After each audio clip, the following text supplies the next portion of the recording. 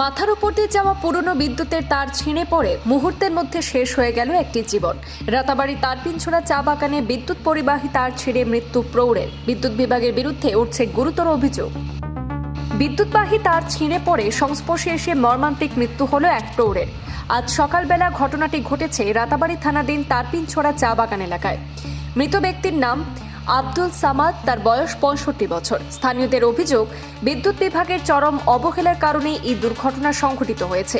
স্থানীয় সূত্রে জানা গেছে, সকালবেলা আব্দুল সামাদ নিজের বাড়ির পাশের ধান খেতে গরু চড়াতে গিয়েছিলেন। সেই সময় আচমকাই মাথার উপর দিয়ে যাওয়া একটি উচ্চ ক্ষমতা সম্পন্ন বিদ্যুতের পরিবাহী তার ছিঁড়ে সরাসরি তার উপর পড়ে যায়।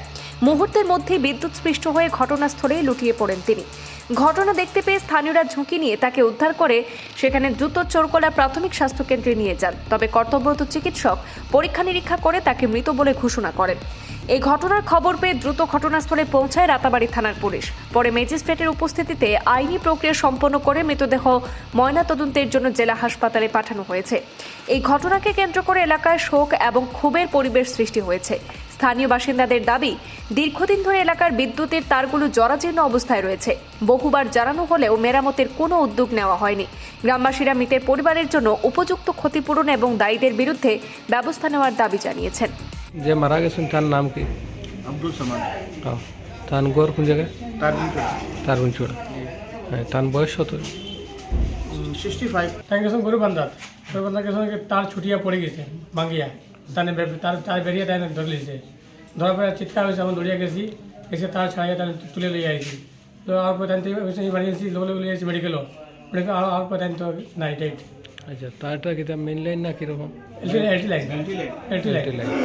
এলটি লাইন মধ্যে ওটা অ্যালুমিনিয়াম তার ওটা চিড়িয়া পড়ছে। সিরিয়া পড়ছে, সিরিয়া ভাঙিয়ে পড়ছে। তাইনো জানুন না তাইনো বর্তমানে জানুন নাকি পড়ছে তারটা বাদে লাস্টে তাই দেখছন বাদে যখন বাড়ি লাগছে সময় দেখছন তার পড়াও না চিল্লাইছন বেটালা ভাই ভাই উপরে কি হলো? ভাই করে চিল্লাইছন উপরে পড়ছে কোন তো গেছেন তো বাড়ির নিচে ক্ষেত আছে, ও ক্ষেত গেছেন দিগড়া দিবার লাগিয়া।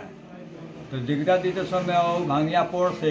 পয়লা মাই করছেন, বাদে কইছেন আল্লাহ আকবর। মিস্ত্রি আসলা ঘরের উপরে, আল্লাহ আকবর শুনিয়া উচ্চে চিৎকার করছেন জুড়ে। মানুষ যাইতে দেখুন যেন তারে বেড়াই দিয়েছে। হে তার ফোন করিয়া কানো কইছে লাইনম্যান রে, পাঠছে লাইনম্যান দিয়া তার টানিয়া টুনিয়া আলগাইয়া বাস দিয়ে আলগাইছেন। বাস দিয়ে টানিয়া আলগাইয়া এর বাদে ছাড়িয়া 4জন মানুষ ধরিয়া লইয়া বারান্দা তাইয়া এর বাদে ও মেডিকেল আনিয়া থাকে।